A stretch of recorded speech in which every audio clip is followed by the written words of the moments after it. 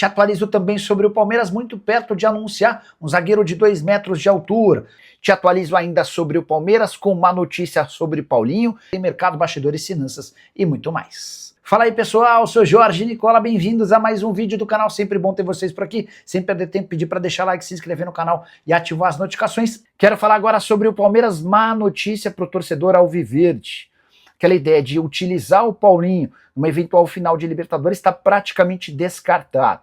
O atacante que passou por cirurgia na tíbia depois do Mundial de Clubes não deve ter condição de atuar nessa temporada.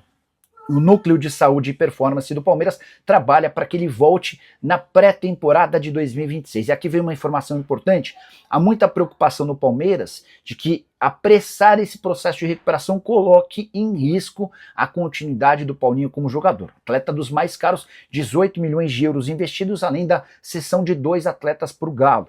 Diante desse cenário, e por tudo que o Paulinho passou nos 6 primeiros meses do ano, o Verdão pretende, sem nenhuma pressa, recuperar o Paulinho para que em janeiro, na reapresentação do elenco, ele treine sem limitações ao lado do restante do elenco. Existia uma intenção, uma perspectiva, uma vontade de contar com o Paulinho na reta final dessa temporada, até porque o Paulinho se mostrou extremamente capaz nos jogos da Copa do Mundo de Clubes. Mas essa ideia foi descartada diante da possibilidade de o Paulinho voltar sentindo dores. Só para completar a tendência é que ele comece a fazer trabalhos leves em campo entre novembro e dezembro e precise, depois disso, de mais 30 a 45 dias de transição física.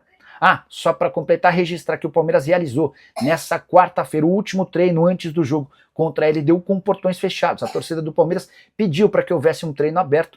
Essa possibilidade foi descartada pela comissão técnica, que queria um treino sem presença de pessoas, jornalistas, torcedores, para que todos os últimos ajustes para o confronto contra a LDU pudessem ser feitos. O Palmeiras precisa reverter a derrota por 3-0 na noite dessa quinta-feira para chegar à final da Libertadores, confronto contra o Flamengo. Bora falar agora que há um time francês na briga por Endrick.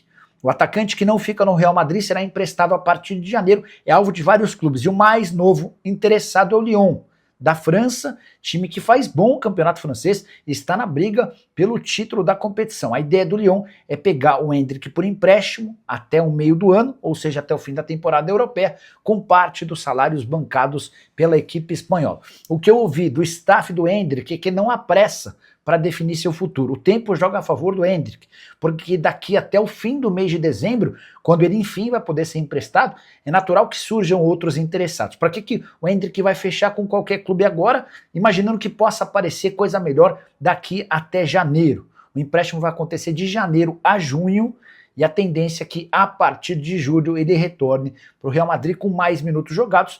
Sob o comando de Xabi Alonso, está meio claro que o Endrick não vai jogar.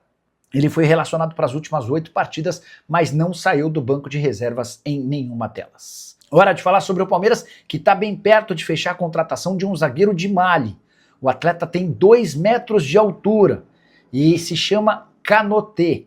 Ele foi 18 anos de idade, foi descoberto em janeiro, esteve na metade do ano em São Paulo para um período de intercâmbio no próprio Palmeiras, agradou e, de acordo com os jornais de Mali, ele já é reforço certo para o Palmeiras a partir de janeiro do ano que vem.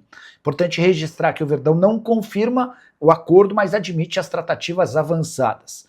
O Kanoté esteve para esse período de testes no Palmeiras ao lado de Keita, que é lateral.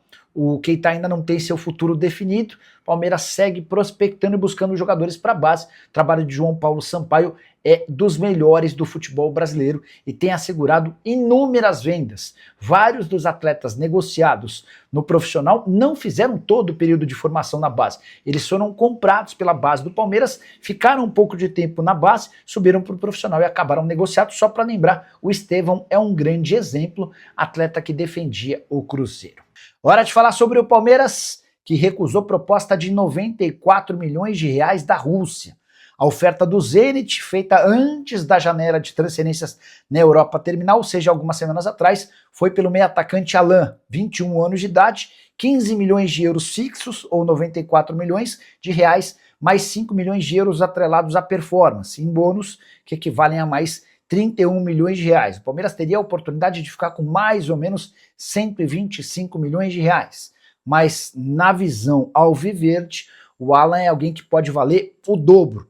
E há uma convicção dentro do Palmeiras de que em vez de 15 milhões de euros fixos é possível negociá-lo por algo na casa dos 30 milhões de euros a partir do momento em que ele se tornar uma peça determinante, fundamental no elenco do Abel Ferreira. Dá para dizer hoje que o Alan já tem seu papel de coadjuvante bem definido, é um cara que entra com bastante frequência, são 45 jogos, 2 gols e 4 assistências em sua primeira temporada no time principal. Quase todas as partidas, importantes ou não, e o Alan ganha seus minutos na reta final dos jogos. No ano que vem, com um pouco mais de amadurecimento, a tendência é que o Alan possa se tornar figura definitiva, um titular absoluto, e a partir daí propostas certamente serão bem superiores. Só para completar, registrar que o contrato do Alan com o Palmeiras se encerra em dezembro de 29 e o Verdão tem 70% dos seus direitos econômicos. Boa noite, Nicola. Meu like é o número 1 e a Leila Pereira pode pagar 500% para os jogadores que eles não vão se classificar para a final da Libertadores porque o juiz não é brasileiro. Bora começar a repercutir nessa informação que é do Veloso, meu parceiro comentarista da TV Bandeirantes, do programa Os Donos da Bola. O Veloso contou nessa terça-feira que a Leila Pereira resolveu dobrar o bicho em caso de classificação para a final da Libertadores da América. O Veloso não trouxe as cifras, mas o que se sabia é que o Palmeiras, assim como qualquer clube do Brasil e do exterior, já tinha um prêmio combinado em caso de classificação para a final da Libertadores. A Leila Pereira, depois da derrota por 3-0, decidiu dobrar esse valor e se classificar para a próxima fase, o Palmeiras vai ter direito, os jogadores do Palmeiras vão ter direito a 100% daquilo que havia sido combinado entre as partes. Foi a forma que a Leila encontrou para conseguir motivar os atletas. Ela quer muito a conquista do tetracampeonato da Libertadores, algo inédito no futebol nacional.